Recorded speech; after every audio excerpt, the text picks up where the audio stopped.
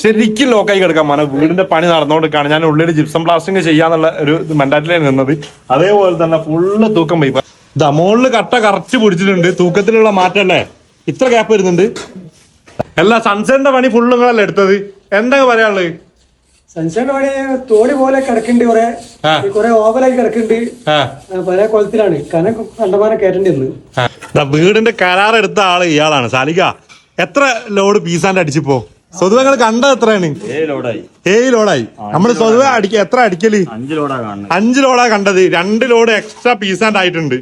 ഇവര് ഫസ്റ്റ് തന്നെ വന്നത് വാതിൽക്കാട്ടില് ഒരു ദിവസം കൊണ്ട് 15 കട്ടില് വെക്കാന്നുള്ള ഇതിൽ വന്നതാണ്. ഇപ്പൊ തേപ്പ് എടുത്ത് വെച്ച് പരിപാടിക്ക് വന്നേന്. തേപ്പ് കഴിയുന്നില്ല. അല്ല കുമ്മായൊക്കെ കുമ്മായ കൂട്ടി കൊയ്യല്ലേ. പണിക്കാരല്ല, പണി ഏറ്റെടുത്ത് കുടുങ്ങിയുള്ള ഒരു അവസ്ഥയിലാണ് ഇപ്പൊ പോണത്.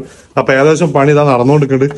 അതേപോലെ തന്നെ നമ്മളെ ടാറ്റന്റെ സ്റ്റീലിന്റെ കമ്പി ഉപയോഗിച്ചിട്ടാണ് നമ്മൾ ഇതൊക്കെ ചെയ്തത്. ഇതൊക്കെ അടിപൊളിയാട്ടോ, ഒന്നും പറയാനില്ല. ബാക്കിയുള്ള പണികളൊക്കെ അടിപൊളിയാ. പടവനെ കണ്ടോ ഇവന്റെ ആ ഒരു സെൻട്രിങ്ങിന്റെ പണി മോനെ, അത് അടിപൊളി പണിയാണ്. കാരണം സത്യം പറയാലോ, മുകളിലൊക്കെ തേപ്പാരി പറഞ്ഞത് അടിപൊളി പണി എന്ന് പറഞ്ഞാൽ അടിപൊളിയാണ്. ഇന്ത്യക്കാരാണെന്ന് പറഞ്ഞിട്ട് കാര്യമില്ല, ഉള്ള വൃത്തിയില് ഫിനിഷിങ് പണിയാണ്. പൈസ ക്യാത്തും. അപ്പൊ ഇതാ കിണറിന്റെ സൈഡ് ഭാഗം മാത്രം ഒന്ന് കോൺക്രീറ്റ് ചെയ്തിട്ട് റെഡിയാക്കാണ്. ഓക്കെ, ശുക്രിയ.